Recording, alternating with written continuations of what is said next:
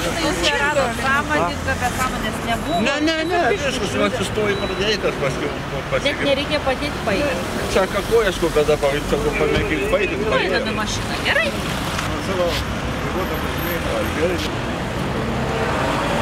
Saka, pišikojas kaunas.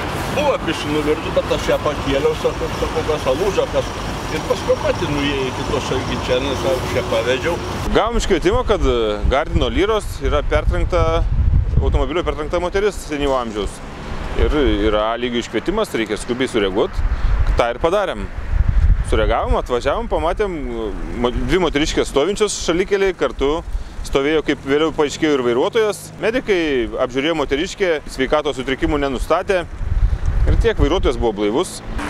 Tamsa ir toks paros metas, kai reikia būti atidiems, vairuotojas kažko nepastebėjo, matyti. Taip.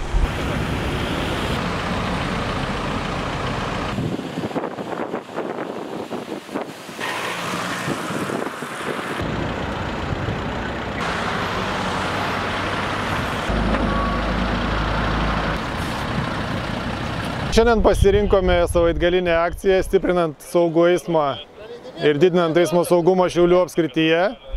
Dirbome ne tik tai Šiaulių mieste, bet išvažiavome ir buvome išvažiavę į Raseinių rajoną. Raseinių mieste dirbome. Kreipėme didelį dėmesį į neblaivių vairuotojų vairavimo transporto priemonių, be teisių. Ir žinoma, pasitaiko ir kitų pažeidimų. Vairuotojai, kai kurie vis dar važinėja be dokumentų, nepasiėmė tiesiog jų. Pamiršta apsidrausti, atlikti laikų techninę apžiūrą. Nustatėm 2 neblaivius vairuotojus. Nebuvo dideli girtumai, bet vis dėlto lengvas girtumo laipsnis buvo abiejų vairuotojų. Vienas iš tų vairuotojų pakartotinai vairavo transporto priemonę neblaivus. Taigi gali būti teismo sprendimas, kad ta transporto priemonė gali būti konfiskuota. 15 minučių laikotarpį ką nors gėrus iš vaistų. 5 sekundės reikia, stiprukai, švilpesys, kad būtų. Va taip ir puskit. Kažką galvoju. 0,7, kiek stažo turite?